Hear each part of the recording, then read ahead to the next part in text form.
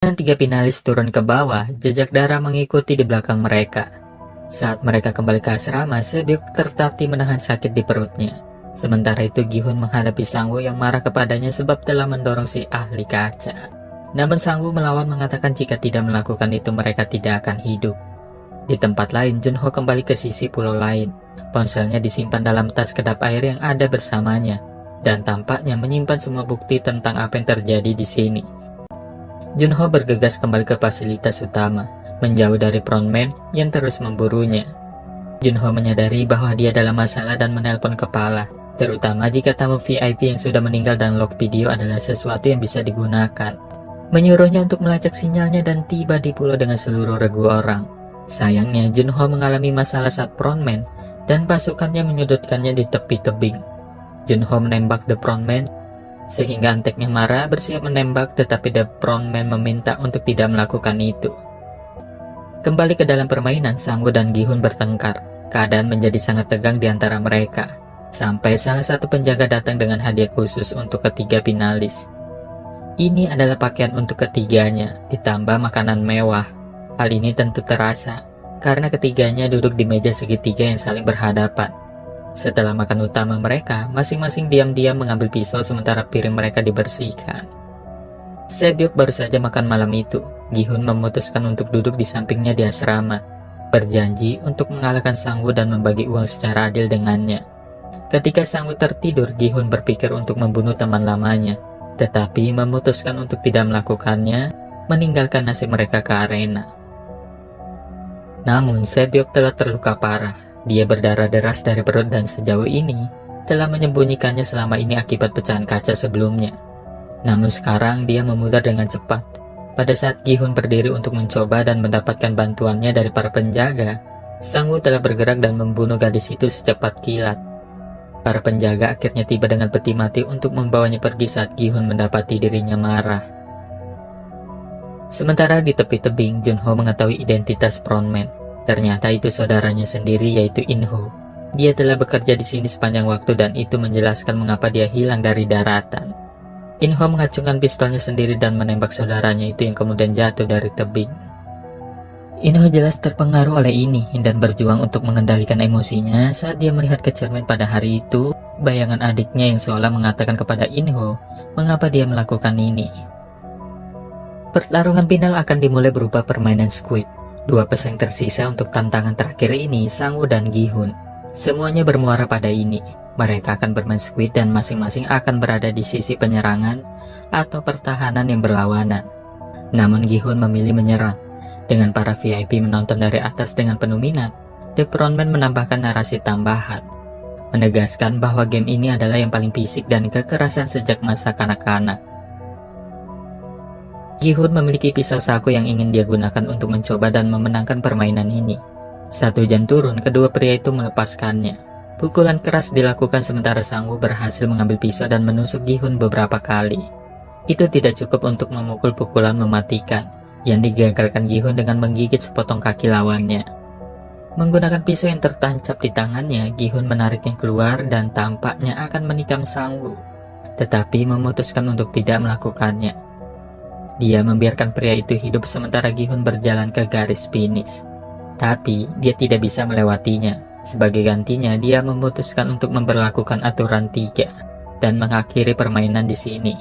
Dengan melakukan itu, ini berarti dia menyerahkan hadiah uang sepenuhnya, tetapi menyelamatkan temannya. Hanya saja Sang-woo memaksa tangannya dan menikam dirinya sendiri di leher, meminta Gi-hun membantu ibunya sebelum meninggal. Saat dia melakukannya, Gi-hun menang secara default. Dengan permainan berakhir dan Gi-hun ditutup matanya, dia duduk di limusin dengan The Frontman. In-ho menyebutkan bagaimana permainan ini mirip dengan bertaruh pada kuda, sebelum akhirnya membius Gi-hun dan mendorongnya ke jalan. Gi-hun yang pingsan dibangunkan oleh seseorang. Dia membuka matanya, lalu membuka mulutnya yang terdapat kartu kredit. Gi-hun lalu memutuskan menggunakan kartu di dalam mesin ATM dan memeriksa saldonya. Nomor PIN-nya 0456. Dia menarik 10.000 won, meninggalkannya dengan sekitar 48 juta dolar. Setelah cobaan ini, Gi-hun mampir ke lingkungan lama dan menemukan ibu Sang-woo. Dia menyerahkan beberapa makarel, sementara Gi-hun tetap diam. tidak bisa menceritakan berita memilukan tentang nasib putranya. Gi-hun pulang ke rumah di mana dia menemukan ibunya terbaring di lantai. Meskipun melakukan semua yang dia bisa untuknya, ibunya telah meninggal. Dia memeluknya sebaik mungkin, berjuang untuk menahan air mata saat dia meratapi kepergiannya. 1 tahun kemudian, Gi-hun adalah pria yang berubah yang nampak kumuh dan dipanggil untuk menemui manajer bank. Manajer ingin mencoba dan membantunya menumbuhkan aset keuangannya, tetapi Gi-hun tidak memilikinya. Dia belum menyentuh uang itu sejak memenangkannya dan sebagai gantinya meminta manajer bank untuk memberinya 10.000 won. Dia menuju ke dermaga, dia menggunakannya untuk membeli mawar. Hanya saja yang menempel pada mawar itu adalah amplop hitam dengan pita merah. Di dalamnya ada kartu nama dengan tulisan 24 Desember setengah 12 malam, Sky Building lantai 77. Gi-hun tiba di apartemen mewah tepat waktu, di mana dia menemukan Ilnam masih hidup. Ini tentu saja membuat Gi-hun benar-benar terkejut. Namun kebenaran yang mengejutkan adalah bahwa Ilnam sebenarnya adalah bagian dari semua ini dan membantu mengatur permainan. Seperti yang dia katakan sendiri, dia mencari nafkah dari meminjamkan uang kepada orang lain. Dia memanggil Gi-hun karena dia menyadari bahwa dia belum menghabiskan uang yang dia menangkan. Ilnam menanyai dia, percaya Gi-hun sangat menderita karena rasa bersalah atas semua orang yang telah kehilangan nyawa mereka dalam permainan.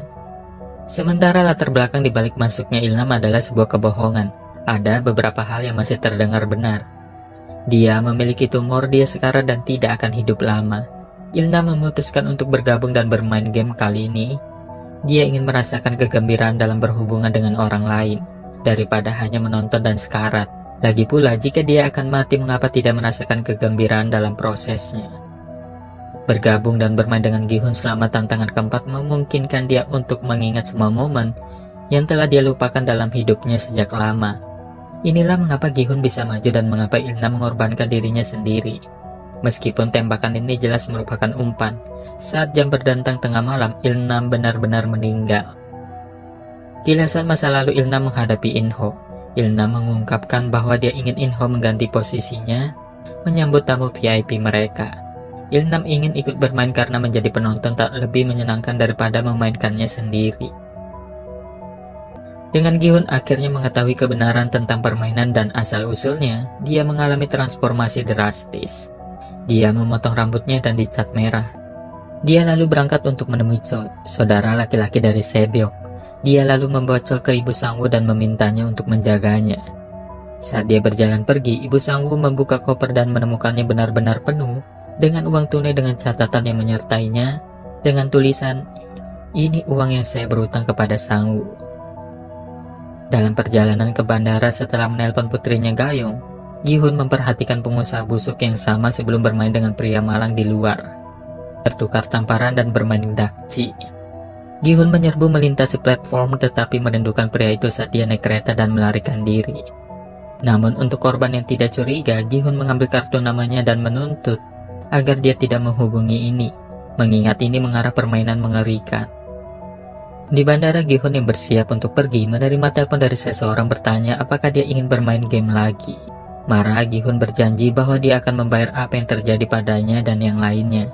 Alih-alih menaiki pesawat, dia berbalik dan berjalan pergi, bertekad untuk melawan dan mengakhiri ini untuk selamanya. Dan drama ini pun berakhir.